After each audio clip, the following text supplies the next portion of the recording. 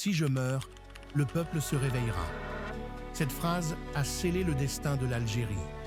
Il s'appelait Larbi Ben Midi, un nom que l'armée française craignait plus que tout. Bienvenue dans l'histoire de celui dont le sacrifice est devenu le symbole de la Révolution. Pour le comprendre, il faut revenir aux années 50.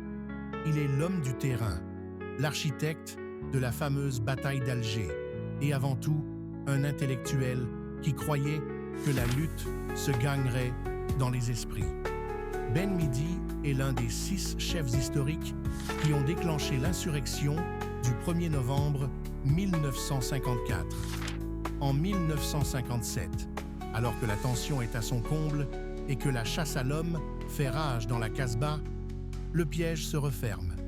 Il est arrêté le 23 février. Même menotté, il reste invaincu, forçant l'admiration et la terreur du général Bijar lui-même. Face à des interrogatoires brutaux, sa réponse est simple. Nous avons un mot d'ordre unique, c'est l'Algérie, et nous sommes une seule personne. L'armée, incapable de le briser, prend la décision radicale. Il doit disparaître. Dans la nuit du 3 au 4 mars 1957, Larbi Ben Midi est exécuté. La version officielle parlera d'un suicide, aussitôt réfuté. Son sacrifice est devenu l'étincelle finale, galvanisant le peuple et soulevant l'indignation mondiale.